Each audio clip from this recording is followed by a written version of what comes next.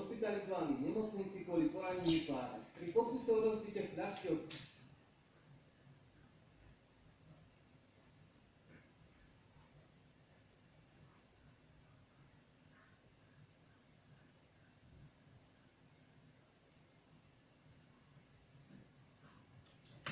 Tieto veci radšej ani vidieť nechcem.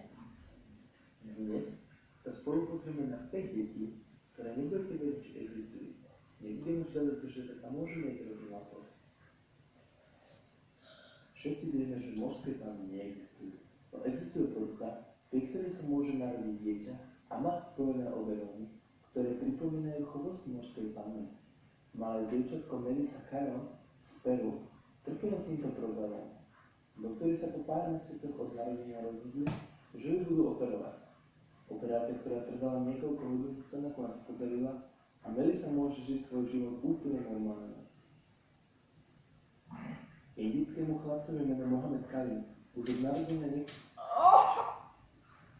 Máme na tento obrázok od narodenia, tak to vypadalo.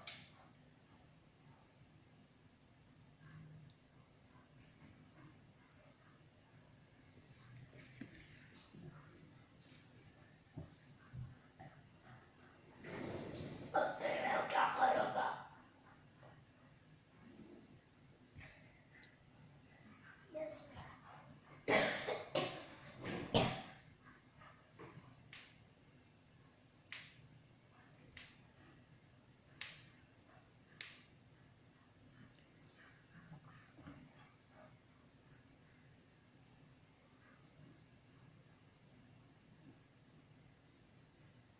Mami?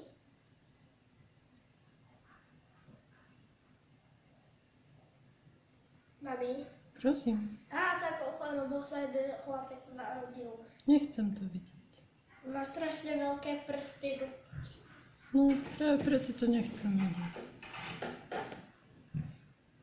Tak sa otoč do Nie, neotočím. Nekontrolovať sa nerastú ruky. Dosiahli až také veľkosti, že pre Mohameda sú každodenné činnosti ako obliecť sa alebo nájsť sa nedosiahnuteľné.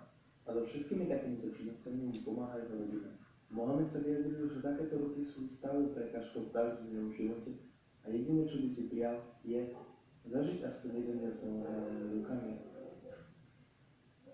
V Číne je chlapec menom Pan Xian Hang